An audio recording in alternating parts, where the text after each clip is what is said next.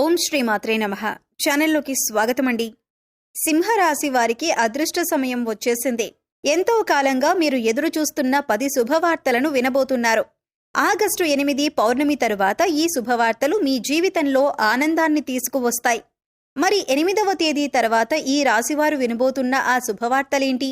ఈ శుభవార్తలు వినటానికి ముందు మీరు ఎటువంటి ప్రవర్తన కలిగి ఉండాలి? ఎవరితో మీరు జాగ్రత్తగా ఉండాలి? అలాగే ఏ దేవతారాధన చేయాలి అనే అంశాలతో పాటుగా ఈ రాశివారి గురించి కొన్ని ఆసక్తికరమైన విషయాలను ఈ వీడియోలో మనం వివరంగా తెలుసుకుందాం. కానీ అంతకంటే ముందుగా మీరు కనుక మన ఛానల్ని ఇప్పటి వరకు సబ్స్క్రైబ్ చేసుకోకపోతే సబ్స్క్రైబ్ చేసుకుని పక్కనే ఉన్న బెల్ ఐకాన్ నొక్కి ఆల్ సెలెక్ట్ చేసుకుంటే మేము ఇలాంటి వీడియోస్ అప్లోడ్ చేయగానే ముందుగా మీకు నోటిఫికేషన్ వస్తుంది. అలాగే వీడియోని ఎక్కడా కూడా స్కిప్ చేయకుండా చివరి వరకు చూస్తేనే మేము ఏం చెబుతున్నామో మీకు పూర్తిగా అర్థమవుతుంది. ఇక వివరాల్లోకి వెళ్ళిపోతే మిగిలిన రాశులన్నింటికంటే కూడా ఈ రాశి వారిని చాలా ప్రత్యేకమైన వారుగా జ్యోతిష్య శాస్త్రంలో చెప్పబడి ఉంది. మరి ఈ రాశివారు ఎందుకంత ప్రత్యేకమంటే వీరికున్నటువంటి సహాయం చేసే గుణం, కార్యదీక్షత, కార్యదక్షత, సమయపాలన వంటి అనేక అంశాలను కలిగి ఉండటం వల్ల ఈ రాశివారు అందరికంటే ప్రత్యేకమైన వారుగా చెప్పొచ్చు. అయితే ఈ రాశివారు ఈ సమయంలో జాగ్రత్తగా ఉండాలి. ఈ సమయంలో మీరు చేయవలసిన పనేంటంటే ముఖ్యంగా మీరు ఎటువంటి పరిస్థితుల్లోనైనా మౌనంగా ఉండటానికి ప్రయత్నించండి. ఇలా కనుక మీరు కొద్దిగా ఓర్పు పట్టి మౌనంగా ఉన్నట్లయితే ఇప్పటిదాకా మీరెవ్వరూ వినని 10 శుభవార్తలు మీరు వింటారని చెప్పటంలో ఎటువంటి సందేహం లేదు. అయితే మీ ముందు నవ్వుతూ మాట్లాడే కొందరు వ్యక్తులు వెనక నుండి మీ నాశనం కోరుకుంటున్నారు. వారెవరు అనే విషయం ఈ వీడియో చివరి వరకు చూస్తే మీకు అర్థమవుతుంది. ముఖ్యంగా 3 వ్యక్తులు మీ జీవితంలో మీరు పైకి ఎదగకూడదని మీ నాశనాన్ని కోరుకుంటూ ఉన్నారు. ఆ 3 వ్యక్తుల్లో 2 స్త్రీలు, 1 పురుషుడు మీ శత్రువులతో చేరి మీ శత్రువులకి అనుకూలంగా ప్రవర్తిస్తూ మీ నాశనాన్ని కోరుకుంటున్నారు. ఈ సమయంలో మీరు అనుకున్న పనులు అనుకున్నట్లు జరగాలి, ధనలాభం కలగాలి, అందరికంటే ముందుండాలి అనుకున్నట్లయితే కనుక మీరు ఏం చేయబోతున్నారు అనే విషయాలను ఇతరులకు అస్సలు చెప్పకండి. మౌనం వహించండి. ఎందుకంటే మీరు జీవితంలో ఎదగటం ఇష్టం లేనివారు ఖచ్చితంగా మీ మాటలు వింటే మీ నాశనాన్ని కోరుకుంటారు. అంతేకాదు ఈ సమయంలో మీరు ఈ కొన్ని జాగ్రత్తలు పాటించినట్లయితే ఖచ్చితంగా మీరు శుభవార్తలు వింటారు. కుటుంబంతో సంతోషంగా ఉంటారు. ఏ ఒక్క దేవుణ్ణి ప్రార్థిస్తే 2 దేవుళ్ల అనుగ్రహం కలుగుతుందో మీకు తెలుసా? అదేనండి, రాముణ్ణి ప్రార్థిస్తే హనుమంతుల వారి అనుగ్రహం కూడా మీకు కలుగుతుంది. ఇక వీరిద్దరి అనుగ్రహం ఉంటే ఈ రాశివారి జీవితం 3 పువ్వులు 6 కాయలుగా మారిపోతుంది. మరి ఆంజనేయ స్వామి వారికి ఇష్టమైన మంగళవారం రోజున మాంసాహారం తినకుండా రాములు వారిని అలాగే హనుమంతుల వారిని ప్రార్థించినట్లయితే మీ మనసులో ఉన్న కోరిక త్వరగా నెరవేరుతుంది. అంతేకాదు ఇలా చేయటం వల్ల రాములు వారి అలాగే హనుమంతుల వారి అనుగ్రహం కూడా మీపై పరిపూర్ణంగా ఉంటుంది అని చెప్పటంలో ఎలాంటి సందేహం లేదు. ఇక అనేక రకాలుగా శని దోషాలతో బాధపడేవారు, అంటే ఏలినాటి శని, అర్ధమ శని, అర్ధాష్టమ శని, ఇలా అనేక రకాలుగా శనితో కలిగే ఎటువంటి దోషాల నుంచి బయటపడాలి అనుకున్నా మంగళవారం నాడు ఆంజనేయ స్వామి వారిని విశేషంగా పూజించాలి. మరి ఇటువంటి పూజ చేసేటప్పుడు మాంసాహారం తినకుండా చేస్తే విశేషమైన ఫలితాన్ని పొందుతారని పండితులు చెబుతున్నారు.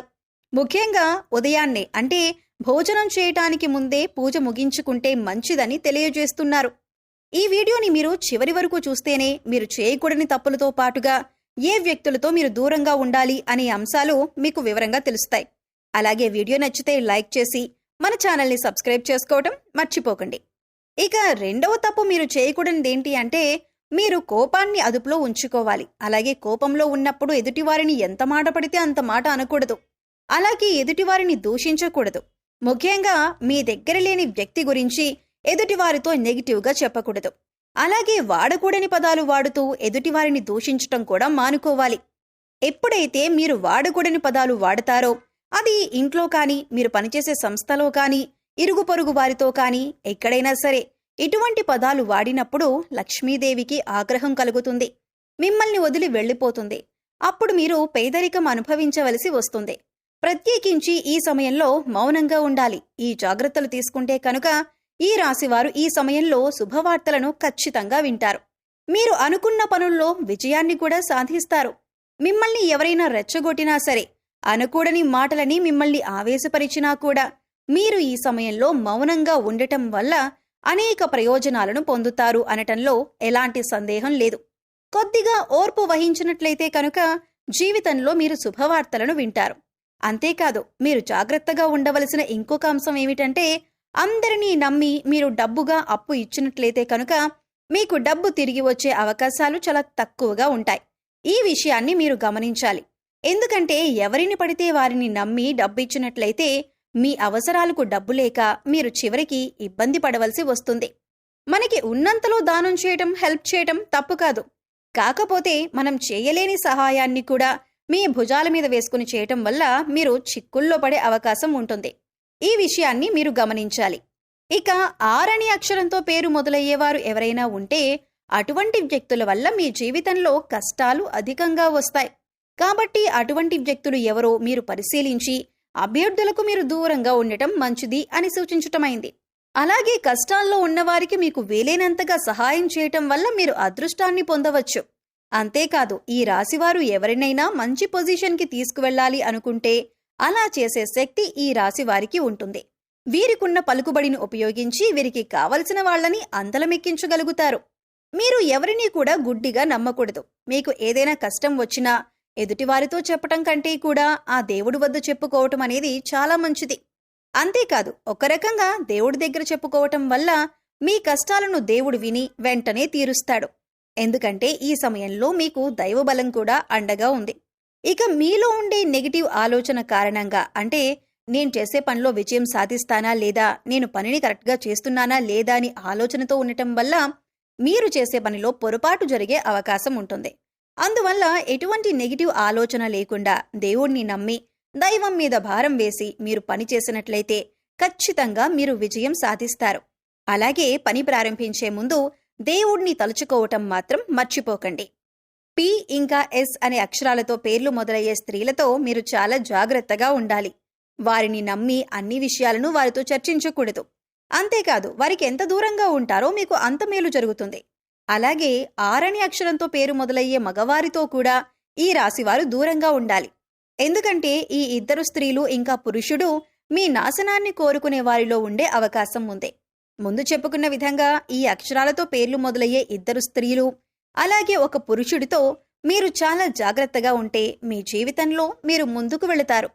అలాగే మరిన్ని యోగవంతమైన ఫలితాలను పొందటానికి ఈ సమయంలో మీరు చేసుకోవలసిన దేవతారాధన చూసుకున్నట్లయితే, గురువారం నాడు దత్తాత్రేయ దక్షిణామూర్తి వంటి గురుస్వరూపాల ఆలయాన్ని దర్శనం చేసుకోండి. మాస శివరాత్రి రోజున శివుడికి అభిషేకం చేయించుకోండి. అలాగే సోమవారం నాడు శివుడికి విశేషంగా పూజ చేసుకున్నట్లయితే జీవితంలో ఉన్నతిని పొందుతారు. సో చూశారు కదండి, ఈ రాశివారు ఈ సమయంలో ఏ విషయాల్లో జాగ్రత్తగా ఉండాలి. చూశారు కదండి, సింహరాశివారు ఈ సమయంలో ఏ విషయాల్లో జాగ్రత్తలు తీసుకోవాలి. అలాగే ఆగస్టు 8 పౌర్ణమి తర్వాత మీరు ఎటువంటి శుభవార్తలు వినబోతున్నారు. అలాగే ఈ సమయంలో మీరు ఏ వ్యక్తులతో జాగ్రత్తగా ఉండాలి అనే అంశాలతో పాటుగా ఈ సమయంలో మీరు చేసుకోవలసిన దేవతారాధన గురించి ఈ వీడియోలో మనం వివరంగా తెలుసుకున్నాం కదా. ఈ వీడియో మీకు నచ్చినట్లయితే లైక్ చేయండి. మీ ఫ్రెండ్స్ అండ్ ఫ్యామిలీ మెంబర్స్లో సింహరాశి వారు ఉంటే వారితో ఈ వీడియోని షేర్ చేసుకోండి. అలాగే ఇప్పటి వరకు మన ఛానల్ని కనుక సబ్స్క్రైబ్ చేసుకోకపోతే సబ్స్క్రైబ్ చేసుకొని పక్కనే ఉన్న బెల్ ఐకాన్ నొక్కి ఆల్ సెలెక్ట్ చేసుకుంటే మేము ఇలాంటి వీడియోస్ అప్లోడ్ చేయగానే ముందుగా మీకు నోటిఫికేషన్ వస్తుంది. మరో చక్కటి వీడియోతో మళ్ళీ కలుద్దామండి. ఓం శ్రీ మాత్రే నమః.